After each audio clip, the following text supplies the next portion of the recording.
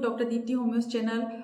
आज की इस वीडियो में हम एक होम्योपैथी मेडिसिन के बारे में बात करने वाले हैं। ये मेडिसिन किस तरीके से आपके बॉडी में किस किस सिस्टम पे काम करती है और उसके यूजेस क्या हैं, इंडिकेशंस क्या हैं, तो इस मेडिसिन के बारे में हम पूरी ही डिटेल में इस वीडियो में जानने वाले हैं। अगर आप ये वीडियो पहली बार देख रहे हैं और अभी तक आपने मेरे चैनल को सब्सक्राइब नहीं किया है तो नीचे रेड बटन है सब्सक्राइब का, उसे प्रेस करिए। साथ ही साथ बेल आइकन को प्रेस करना बिल्कुल मत भूलिए। तो चलिए शुरू करते हैं ये वीडियो और जानते हैं कि आज हम किस मेडिसिन के बारे में बात करने वाले हैं। सो फ्रेंड्स, आज की इस वीडियो में हम बात करने वाले हैं एक होम्योपैथी मेडिसिन लोबेलिया इन्फ्लेटा। ये होम्योपैथी मेडिसिन को हम इंडियन टोबैको के नाम से भी जानते हैं। अब जैसे कि आप सभी समझ रहे होंगे, इंडियन टोबैको यानी ये तंबाकू से बनी हुई मेडिसिन है, तो ऐसा बिल्कुल भी नहीं है। ये मेडिसिन प्लांट किंगडम की मेडिसिन के रूप में जानी जाती है और ये इसका जो प्लांट होता है ये नॉर्थ अमेरिका में पाए जाते हैं और वहाँ के लोग इसे एज अ मेडिसिनल प्रॉपर्टी के होने की वजह से वहाँ पर ये इसे यूज़ किया जाता था। तो क्योंकि वो इस प्लांट को यूज़ करते थे तो लोगों को ऐसा लगा कि ये तंबाकू है, बट ये तंबाकू नहीं है। इंडियन टोबैको इसका नाम है, बट ये इंडियन टोबैको से इसका कोई भी लेना देना नहीं है। तो हम इस वीडियो में आपको तंबाकू नहीं खिला रहे हैं। और ये एक तरीके से मेडिसिनल प्लांट है जिसके बहुत सारे जगहों पे या बहुत सारे ऑर्गन्स में हमारी बॉडी में बहुत अच्छे अच्छे इसके इफेक्टिव जो है यूजेस देखने को मिल जाते हैं। अगर हम बात करें कि ये किस तरीके से वर्क करती है, तो ये हमारे वेसो मोटर स्टिमुलेंट की तरह काम करती है। हमारे ब्रेन में जो नर्वस सिस्टम होता है वहाँ की एक्टिविटीज़ को जो है इंक्रीज करने में हेल्पफुल होती है। अगर वहाँ पर आपके जो नर्व्स होती हैं, वेसो मोटर होता है, उसको जब स्टिमुलेट किया जाता है तो ये सीधे सीधे वेगस नर्व के थ्रू या ब्रेन को एक्टिवेट करके वेगस नर्व के थ्रू आपके हार्ट को, आपके लंग्स को या आपके डाइजेस्टिव सिस्टम को एक्टिवेट करने में या फिर उनको कंट्रोल करने में बहुत ज़्यादा रिस्पॉन्सिबल होती है ये मेडिसिन। अगर इसके एक्शन की बात करें तो ये आपके ओवरऑल रेस्पिरेटरी सिस्टम में वर्क करती है, मेनली आपके डाइजेस्टिव सिस्टम में वर्क करती है, आपके हार्ट में भी ये इफेक्टिव होती है या वर्क करती है। इसके अलावा स्किन में, ईयर में भी ये वर्क करती है।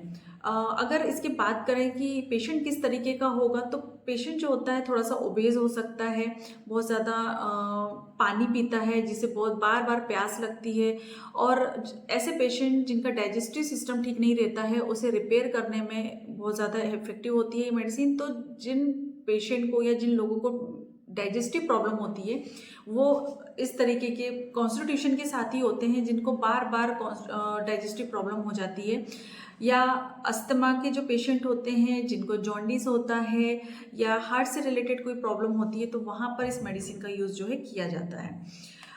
अगर बात करें इसके हेड सिम्टम की, तो ऐसे पेशेंट को वर्टाइगो बहुत ज़्यादा होता है, उन्हें चक्कर आना या उनको डेथ का फियर रहना, इस तरीके के सिम्टम होते हैं।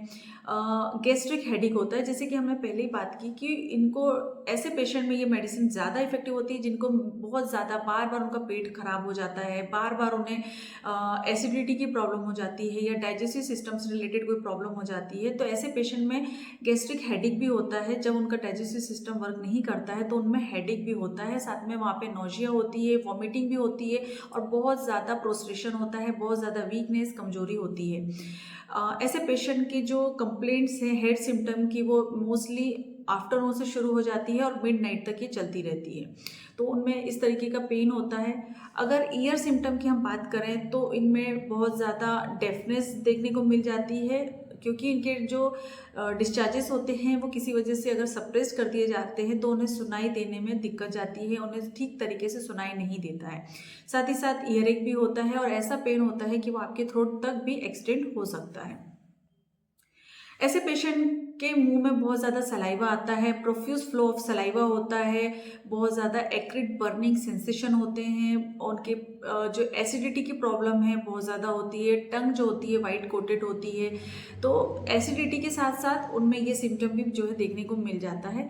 स्टमक सिम्टम की अगर हम बात करें तो ऐसे पेशेंट जो होते हैं उनमें एसिडिटी होगी, फ्लैचुलेंस, गैसेस बहुत ज़्यादा बनेंगी, शॉर्टनेस ऑफ द ब्रीथ होगी, specially after the eating, heart burn की प्रॉब्लम इनको देखी जाएगी। और इसमें जब भी कभी उनको एसिडिटी होगी तो प्रोफ्यूज फ्लो ऑफ सलाइवा, जैसे मैंने पहले बताया, बहुत ज़्यादा उनके मुंह में सलाइवा आएगा, बहुत ज़्यादा हार्ट बर्न होगा, जलन होगी, बहुत ज़्यादा बेल्चिंग होगी और बहुत ज़्यादा उनमें नोजिया और वॉमिटिंग जैसे सिम्टम भी देखने को मिल जाते हैं। पेशेंट को बहुत ज़्यादा वीकनेस रहती है, फेंटनेस रहती है और उनके जो स्टर्नम एरिया होता है, जो उनका चेस्ट एरिया होता है या स्टमक एरिया होता है, वहाँ पर बहुत ज़्यादा इंटेंस पेन होता है।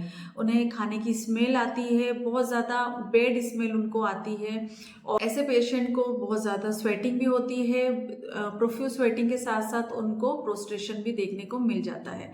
इसके अलावा जो पेशेंट होते हैं इस तरीके के, जिनको ये मेडिसिन इंडिकेटेड होती हैं, उनको टोबैको की स्मेल बिल्कुल भी बर्दाश्त नहीं होती है। वो बिल्कुल भी बियर नहीं कर पाते हैं तंबाकू की स्मेल को, और अगर तंबाकू कोई उनके आसपास खा रहा है या जरा सी भी वो स्मेल आ जाती है टोबैको की, तो उन्हें बहुत ज़्यादा एसिडिटी होती है, बर्निंग सेंसेशन होते हैं, साथ में उनको जलन बहुत ज़्यादा होती है, फ्लैचुलेंस हो जाते हैं और बहुत ज़्यादा कॉन्स्ट्रिक्टिव फीलिंग होती है। ऐसा लगता है कि कोई प्रेशर से उनके स्टमक एरिया को या स्टमक को बहुत ज़्यादा प्रेस कर रहा है। इस तरीके के सिम्टम उनको देखने को मिलते हैं। फेंटिंग होती है, बहुत ज़्यादा नोजिया वॉमिटिंग जैसा फील होता है और हार्ट बर्न तो होता ही है। खाने के तुरंत बाद उनको बहुत ज़्यादा जलन जैसा महसूस होता है।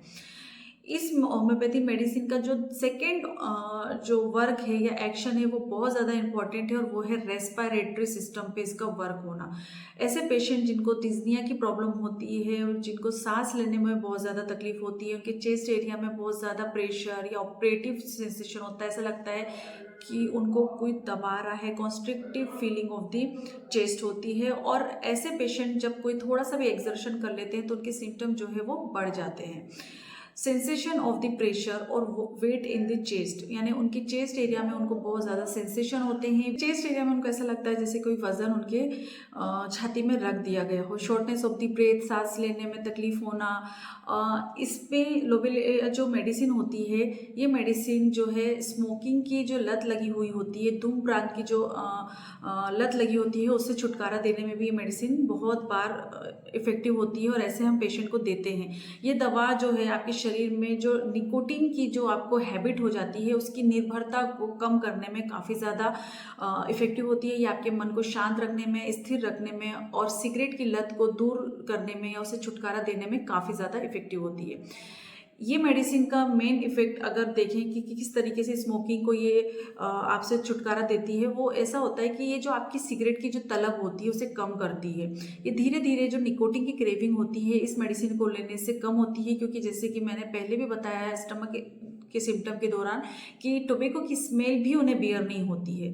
तो जब भी कभी आप टोबैको लेते हैं या धूम्रपान करते हैं तो वो बहुत ईजी हो जाता है ऐसी कंडीशन में, क्योंकि ये मेडिसिन आपको उस तरीके से एक्टिवेट रखती है या उसकी लत को छुटाने में आपकी हेल्प करती है। ये आपके लंग्स को क्लीन करने में, फेफड़ों की सफाई करने में मदद करती है। आपके फेफड़ों में जो भी टॉक्सिन्स जमा हो जाता है अगर आप धूम्रपान करते हैं, सिगरेट पीते हैं या तंबाकू लेते हैं और उसकी वजह से बहुत सारे टॉक्सिन्स जो है जमा हो गए हैं, तो उससे भी क्लीन करने में, दूर करने में, रिमूव करने में काफ़ी ज़्यादा इफेक्टिव होती है। अब क्योंकि आप निकोटीन नहीं ले रहे हैं, उसकी वजह से जब भी कभी आप कुछ टोबैको या सिगरेट छोड़ने वाले होते हैं तो आपने देखा होगा कि आपका मन जो है वो स्थिर नहीं होता है। जब भी आप सिगरेट छोड़ने वाले होते हैं तो आपको बहुत ज़्यादा बेचैनी होती है, घबराहट होती है, सिर में दर्द होते हैं। इन सभी चीज़ों को हम कहते हैं विड्रॉल सिम्टम। तो जो भी विड्रॉल सिम्टम होते हैं उसे दूर करने में या उसे ठीक करने में ये मेडिसिन काफ़ी ज़्यादा इफेक्टिव होती है। ये आपके शरीर में एनर्जी देने का काम करती है और ऑक्सीजन लेवल को बढ़ाने में ये काफ़ी ज़्यादा हेल्पफुल होती है। तो जब भी आप धूम्रपान करते हैं या सिगरेट लेते हैं तो जो आपका ऑक्सीजन आपके लेवल जो है आपकी बॉडी में कम हो गया है उसे नॉर्मल करने में, नॉर्मलाइज करने में या आपको रिफ्रेश करने में ये मेडिसिन काफ़ी ज़्यादा इफेक्टिव होती है। अगर आप बहुत ज़्यादा चिंता करते हैं या बेचैनी आपको हमेशा बनी रहती है, नींद नहीं आती है या बहुत ज़्यादा चिड़चिड़ापन रहता है, सिर में दर्द बना रहता है, तो उसमें भी ये मेडिसिन काफ़ी ज़्यादा इफेक्टिव होती है। अगर आपका सिर हमेशा भारी रहता है, चक्कर आते रहते हैं, सांस फूलती है, छाती में जकड़न होती है, तो इस तरीके से रेस्पिरेटरी सिस्टम में ये बहुत अच्छे तरीके से एक्ट करती है। ये थी इंडिकेशंस या इसके यूजेस इस मेडिसिन के। अगर हम बात करें इसके एग्रेवेशन की, तो जब कभी आप टोबैको लेते हैं तो आपके सिम्टम जो है वो एग्रेवेट हो जाते हैं। आफ्टरनून यानी दोपहर के टाइम में ऐसे पेशेंट की या इस मेडिसिन के जो सिम्टम है वो बढ़ जाते हैं। थोड़ा सा भी वो चलते फिरते हैं, एक्सर्शन करते हैं तो उनकी प्रॉब्लम जो है बढ़ जाती है। कोल्ड से, स्पेशली कोल्ड वॉशिंग से प्रॉब्लम जो है बढ़ सकती है या एग्रेवेट हो सकती है। बेटर किससे होता है, तो जब आप रैपिड वॉकिंग करते हैं, बहुत ज़्यादा तेज तेज चलते हैं, तो आपकी कंप्लेंट जो है वो एम्लियोरेट होती है या कम होती है।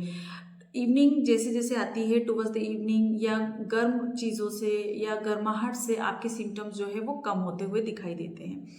तो ये थी आज की वीडियो लोबेलिया इन्फ्लेटा के बारे में जानकारी। जान लेते हैं कि मेडिसिन को आपको लेना कैसा है। तो आप इस होम्योपैथी मेडिसिन को 30 पावर में ले सकते हैं। अगर आप 30 पावर में इस मेडिसिन को ले रहे हैं तो इसकी 2 बूंद डायरेक्ट टंग में आप लेते हैं तो आपको इसके बहुत अच्छे रिजल्ट मिलते हैं। आप इसको दिन में 2 से 3 बार ले सकते हैं और लगातार 15 दिन तक लेने के बाद अगर आपको सिम्टम में कमी आती है तो आप उसे और एक 15 मिनट जो है एक्सटेंड कर सकते हैं। अगर आप इसका मदर टिंचर फॉर्म में लेना चाहते हैं जो कि काफ़ी ज़्यादा इफेक्टिव होता है तो इसकी 5 से 10 बूंद आपको दिन में 2 बार लेनी है। इस मेडिसिन को लेने से पहले आपको डॉक्टर की सलाह लेना बहुत ज़्यादा ज़रूरी है। आपके सिम्टम मैच करने की बहुत ज़्यादा ज़रूरत होती है। तो जब भी कोई आप मेडिसिन लेते हैं तो डॉक्टरी प्रिस्क्रिप्शन के विदाउट आपको मेडिसिन नहीं लेनी है। होपफुली ये वीडियो जो है इन्फॉर्मेटिव होगी और आप सभी को ये वीडियो पसंद आई होगी। अगर वीडियो अच्छी लगी है तो लाइक करिए, शेयर करिए और इसी तरह नॉलेजेबल वीडियोज़ के साथ में मैं हमेशा आती रहती हूँ। इसके बाद मिलेंगे हम नेक्स्ट वीडियो में। तब तक के लिए बाय बाय। अपना ध्यान रखें, खुश रहें। धन्यवाद।